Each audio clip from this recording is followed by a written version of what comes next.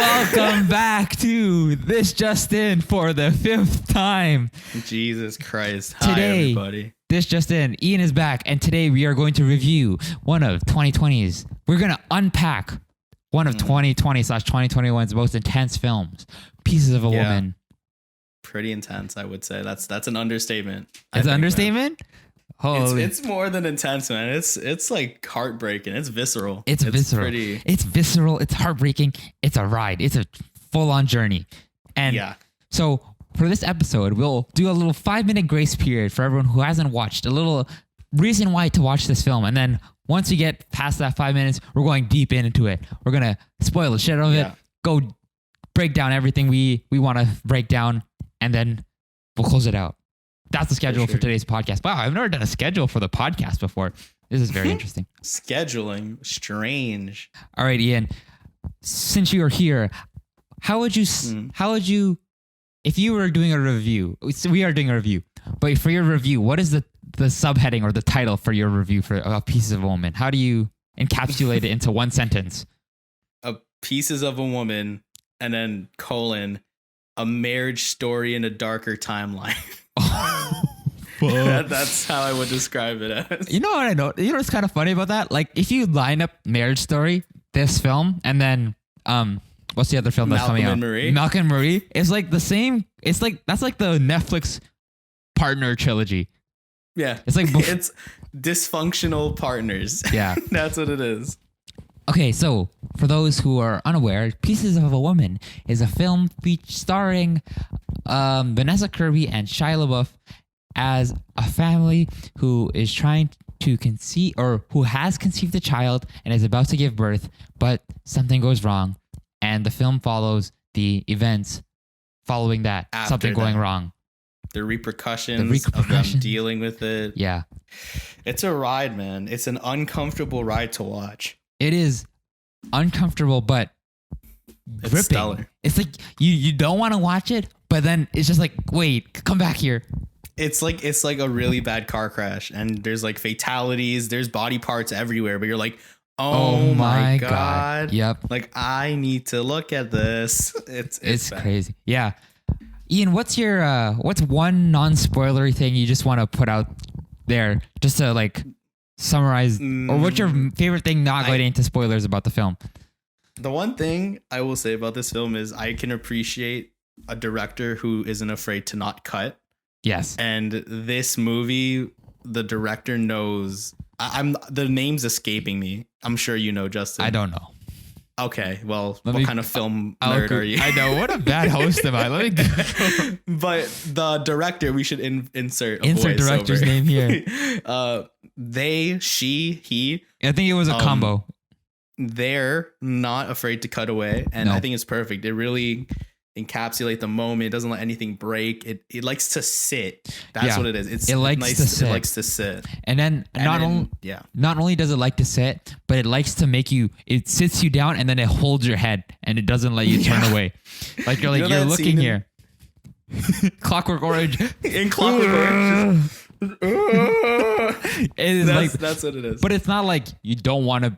It's weird. It's such a weird, like, I don't know. I don't want to get into spoilers right now for like people who haven't watched it, but please do. It is on Netflix, so it is widely available to a lot of people. Mm-hmm. It is a commitment. It is a heavier film. Yeah. It's an emotional commitment, and it is a time commitment because it's pretty. It's 2 hours. Yeah, it's 2 hours. It's a 2-hour film. The director is Kornél Mundruczó. There's a lot of accents in his name. I'm sorry if I fucked it up. Sounds French. Let's see. Is he French or what? French or another French nationality? Or what? Now we're playing French or what? So Ian, what is it? French? Is he French or what? I'm gonna say he's French. Wrong. He's Hungarian. Oh, he's or what? He is or.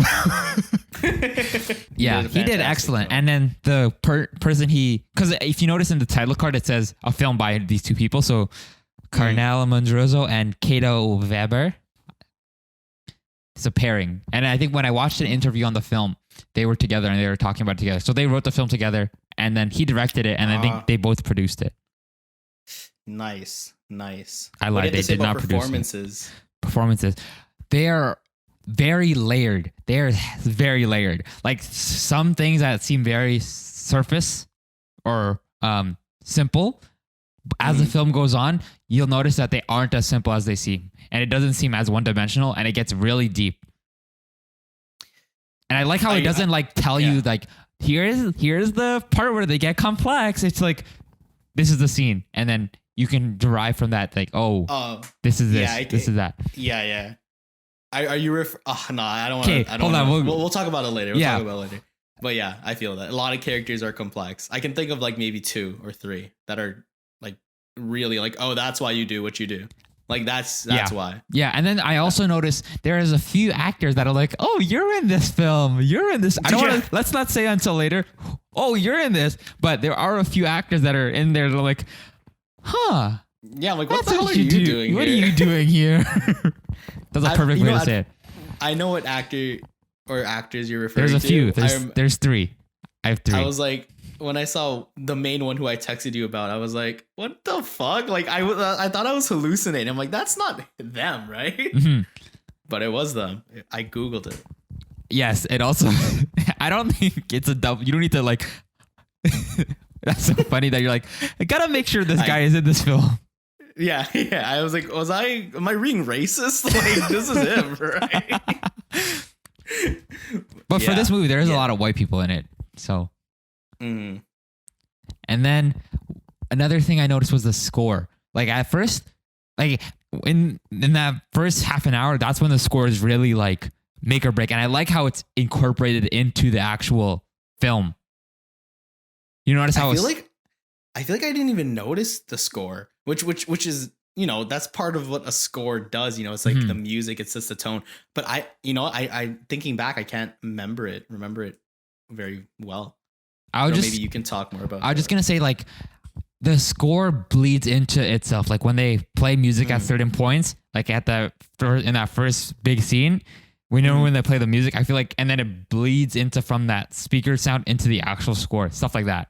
And I think it's peppered around through the film. Okay. So hopefully that, for those people who haven't seen the film, gives a little inkling of what the film is. Before we get deep into the shits, Ian, do you have a score for this film? Yes, I do. I thought hard about this, long and hard. I'm giving it. It sounds lower than what I'm thinking about. Like when I say it out loud, I'm giving it like a strong 7. Strong 7. Strong 7. That's how I'm feeling about it. Strong 7. Well, I will go 8.6. Oh, you like this a lot more. I'll go 8.6. Mm-hmm. So, with that is Piece of a Woman non-spoiler. Beyond this point, I assume you have listened. I mean, listen. You watched the film? Because you have listened. It's time to get into the shit, Ian. First off, some Shia LaBeouf's penis.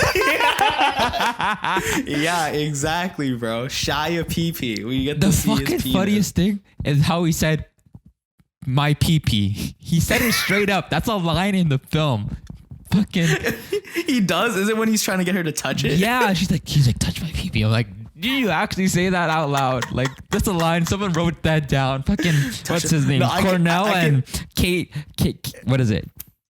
Kata were like, what should he say to be sexy?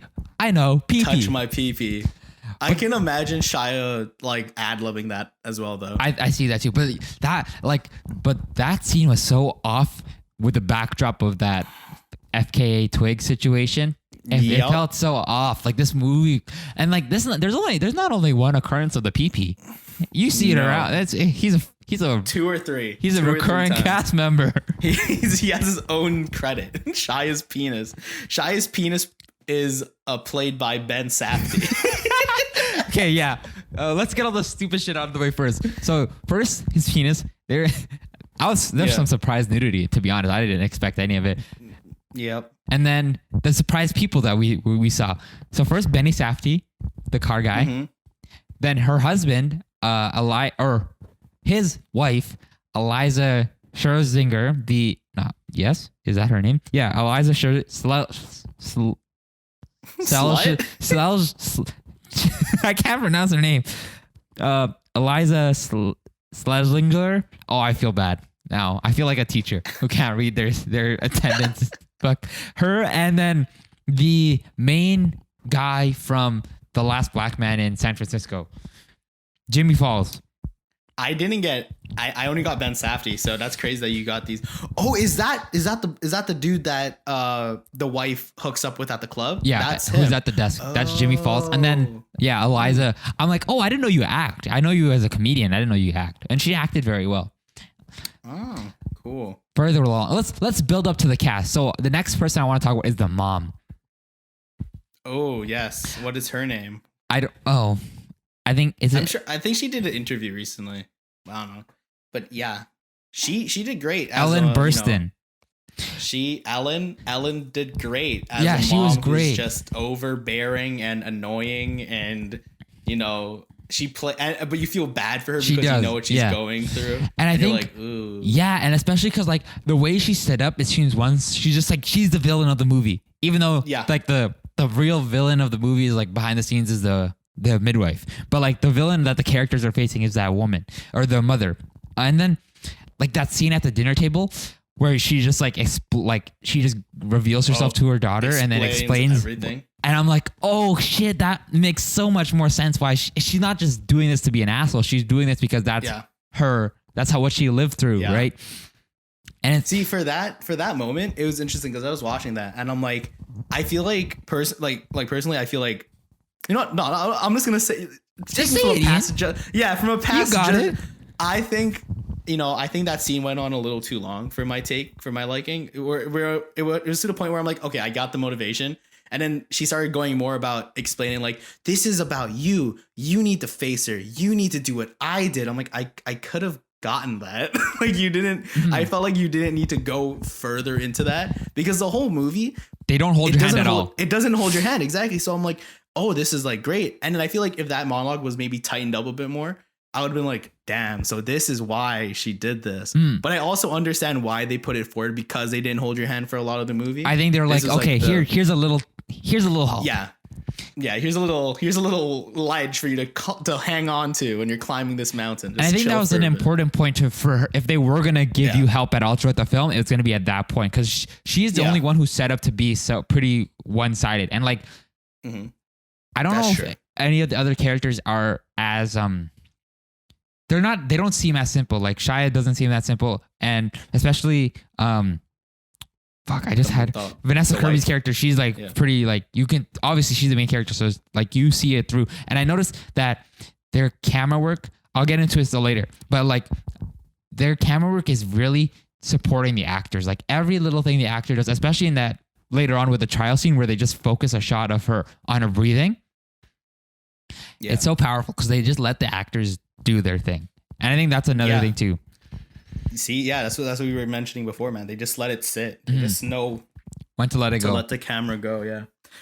Can we just talk about that fucking opening scene though, man? That scene we'll get into it. So good, man. Like what was it? That's crazy. 10, 15 minutes uncut. 15 minutes uncut, yeah. Holy crap. Like I've seen long takes uncut. But that was a long take. That was a long take. Like I was looking, I'm like, there definitely could have been invisible cuts, obviously. For sure. Like, but I'm like, but just watching, I'm like, so you're taking us through her whole labor. Like that is insane. That was wild, yo. And it was like legit from the water. It was from pre-water break to baby's alive. Birth. I feel like it was heavy too. I feel like that could have been a whole short film in itself. It definitely could have. And then it ends on the blue baby and then it just cuts to black. Yeah, exactly. That would have been, if this was a short film, I would definitely be like, wow, that is amazing. That is a short film. Great. That is a fucking short film. That's why I love the first hour so much, man. Everything was so good. It like even sets up for the trial and you're like, okay, so this is the motivation for all of this. But then, it takes a turn and it's more like the trial isn't the focus anymore. It's more like herself. It's more about her. Like, what is she dealing with? Like, and it's an interesting commentary on how like, how a death doesn't just affect everyone. It's just her, but it affects her greatly because that was her baby, her kid. Like she, just stated we saw her give birth belly. And we saw her hold her and then lose her. Oh man, the whole apple revelation. Oh my God. she's like, she smelled like apples. I'm like, man, that's why you're eating apples. Like, at first I was like, oh, okay, I get it. Like apple, womb, like, you know, like I get it. Like the whole, you know, apple and womb. Like, you know how like apple's like a fruit. Oh, and, like, okay. You know, yeah, you know what I mean? Like it's fruitful and it's supposed to like represent fertility and babies and that. I'm like, okay, I get that. But then I'm like, oh no, it means something else. It's more sentimental for you because your babies smell like fucking apples. Yeah, and then another thing, talking about seeds that they plant throughout the film. Okay. We're going back to that opening scene where he's taking pictures. Yeah. And I like how there's a lot of there's a lot of callbacks and everything seemingly had a purpose, right? Especially that opening scene can set up the whole film going forward. Like when the mom or when the midwife doesn't call the police, right, or call the ambulance right away, when she looks and she's like a little shaky about it. And that's what I noticed about like that. That's what I said about the cinematography, how it like lets the actors do their thing and you can notice every detail and every detail gets paid off in the end. You know what I will say too, watching that whole first scene, it builds tension really well. Oh yeah. Because, you know, because they're like, it sets up things like the midwife isn't coming on time. So we have to deal with this ourselves. So that's one tension. It's just building and then it releases because like, oh, midwife's here. And it's like, and then okay, it starts back up. Yeah. Then it's like, oh, she's dilated. She's getting too dilated. Okay. We got her into a bath. Oh, she's giving birth now. Oh, the baby can't breathe. Oh, what's happening? Oh, okay. The baby came out. Oh, wait, the baby's blue. Oh, no, what happened? And then snap. And I think that was the most important thing, too, how they let things happen in the background and we didn't get to see it. Yeah, exactly. Like that scene or that part where the midwife is like, go take care of your wife, set her up. It doesn't stay with them because they're not important. It stays with her because it shows her doing stuff that you need to see or whatever. To set up that's relevant to the later part. Yeah. Yeah. Oh, okay. Talking about the opening scene, the gimbal, like this is a motif throughout the whole film, but this is such a film nerdy thing. There's a big difference between a gimbal shot and a Steadicam shot and a dolly shot. The difference between a Steadicam shot and a dolly shot is not that noticeable, but a gimbal shot to everything else, it's so noticeable and it irked me the whole movie. I think it's just a me thing. You're not a fan of gimbal? You're not a fan of gimbal? No, because like they have a certain look. And it like floats. And maybe that was part of it. But I don't know. I just don't like, there's like a different weight to it when you're seeing a Steadicam shot. It feels grounded. But when you're watching a Steadicam shot, it just feels a little, when we see a gimbal shot, it just feels weird. And it feels ghosty. It feels ghosty. And it also feels YouTube-y. Like I'm like, fucking Peter McKinnon and all these YouTubers are like, gimbals. I'm like, no. I can get that. I can. That's the only thing that like cinematography that irked me. Sometimes they don't do it, and then I think the gimbal worked because it really made you feel like you were just observing, like you were there, like the way it moves like a phantom, the way you're kind of just like floating. Yeah, you're like it does work for that ghosty thing. Yeah, it just like on a side personal thing. I just don't like the gimbal. Like that's look, fair. And then that's fair. Continue on the cinematography. There's a lot of one shots in this film. There's a lot. Yeah. And and monologues as well. Yeah, there's a lot of one big things. And I think the editing was really great in this film because it didn't need to interrupt. It didn't interrupt at all. Yeah. Yeah, I agree, man. And the descent into watching their relationship crumble is so sad because it's like they did work well together. Like their chemistry was good. You know, Shia LaBeouf being corny. Yeah, and then Vanessa Kirby being like kind of flat, straight up. Kind of flat. Yeah, like her personality is kind of flat, but Shia, like his character knows like what it is. And it's just so sad seeing the death like fuck him up because he was sober for 6 years and it's just like, that whole plot about Shia being not sober. Oh, that was so sad because they didn't descent. Man. Yeah, and the thing again, they didn't hold your hand. They didn't do any close-ups of him doing whatever. Yeah, no, they went wide, and if you're paying attention, you can see what he's doing.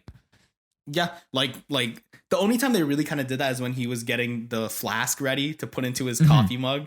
But that's about it. But like, you know that scene where he cheats on his wife with her cousin, which is fucking terrible. That's so fucked up, man. And she's in charge of their case, which is more fucked up. And I think that helps at that dinner scene that happened though. It sets everything up for that. Yeah.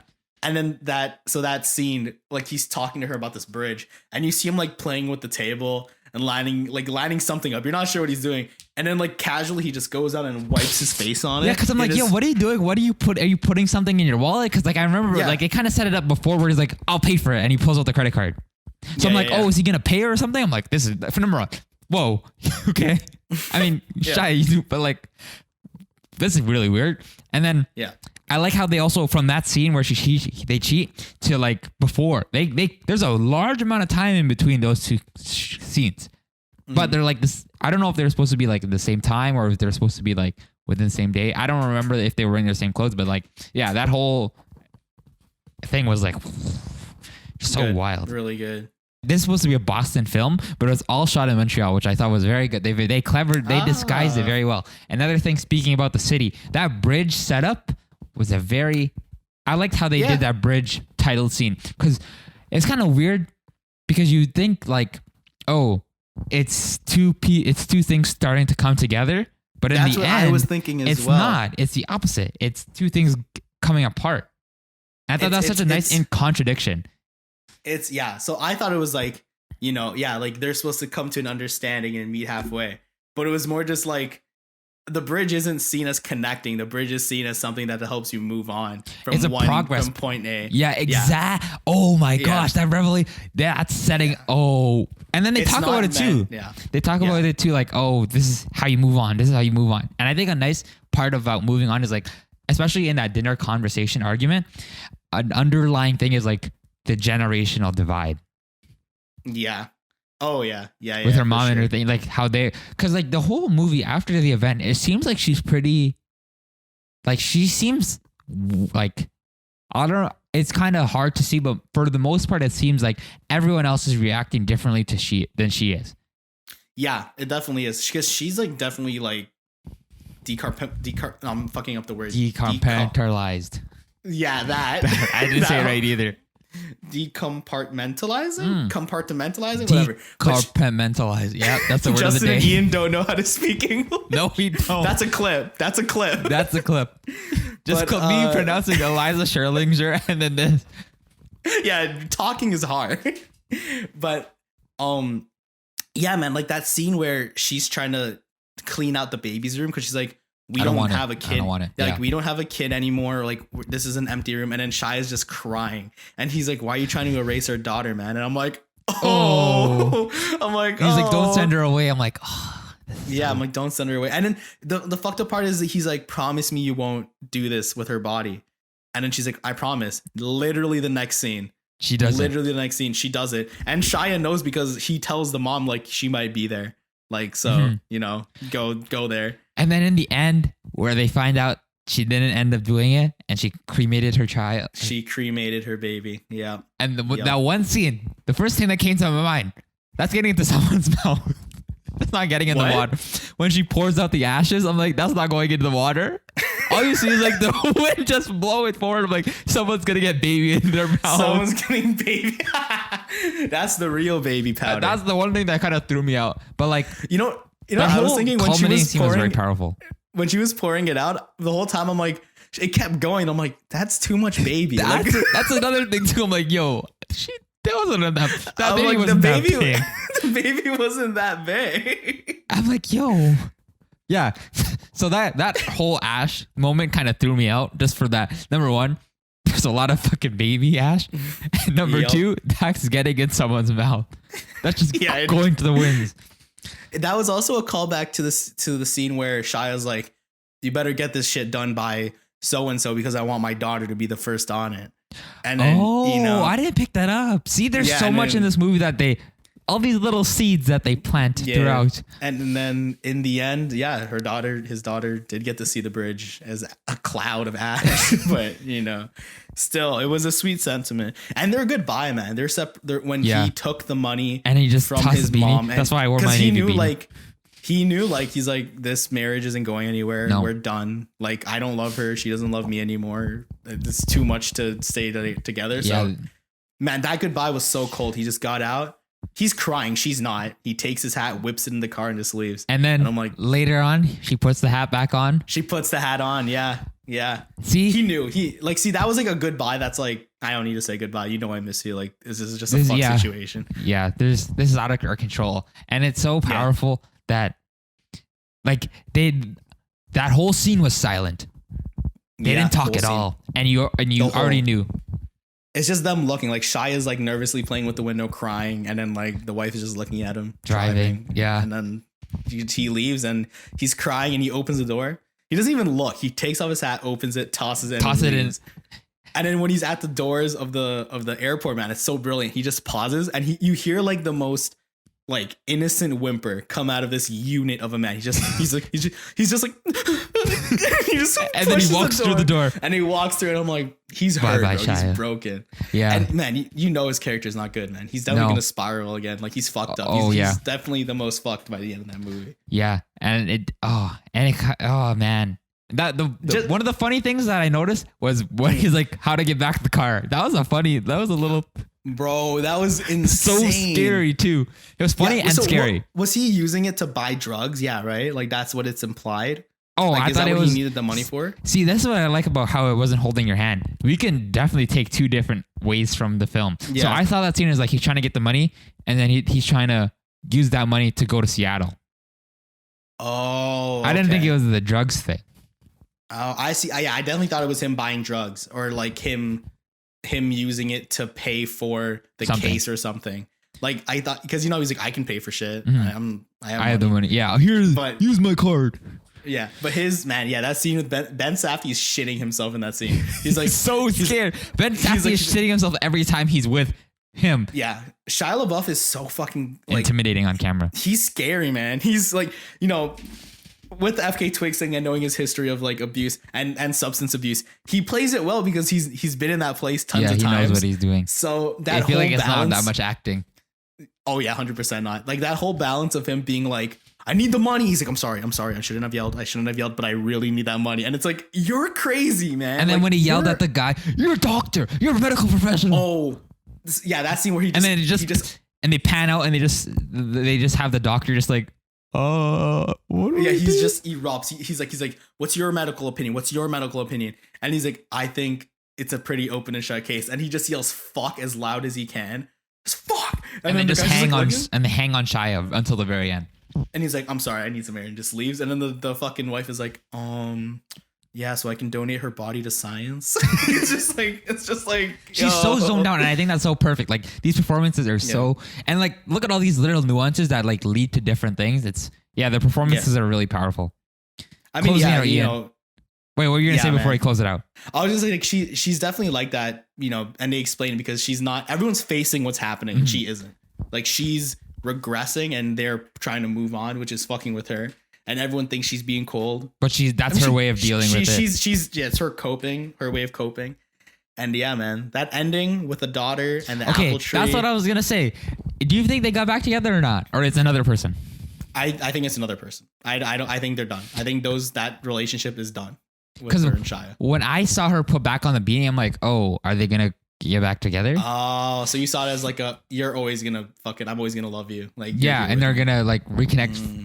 See, yeah, and then the ending was so. It didn't. I think that was a great how they were all the way back. You started really close to the daughter climbing the tree, and then you end just super distant with a tree in the middle that was set up throughout the whole movie.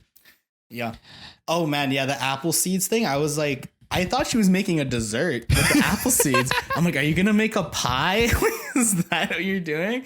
And I was like, no, she was learning how to grow seeds, like how to start a sapling. Mm-hmm. And I'm assuming that's her house, so she just has a whole bunch of apple trees. Yeah, and then that whole apple thing was so, this movie with apples, man. And then the ending when she's talking to the mother and how the mother has dementia, where she forgets. Yup. That's so sad. Because I'm like, I think at the court scene it pops up again. That's when it first happens. Because when she looks at her daughter and she smiles, even though she didn't do what.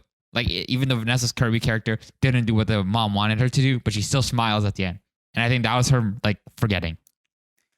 You can tell she's off a bit. Like, when the sister mentions it at first, like, mom is... Where's your keys? Yeah. Mom is bad. And then, like, with her keys in the what the fuck? In the in the like when they're getting together, it's like, hey mom, like I put some salad in a bowl, but here's her keys. And she's like, oh, you found my keys? Like, what were they doing there? And you're just like, oh, she's falling apart. Like she's mentally like on her way out. But considering that, she did manage to pull like that monologue. She wanted to do one last good thing before she knew she was slipping. She's like, I need to do this for you. I need to make sure you're good.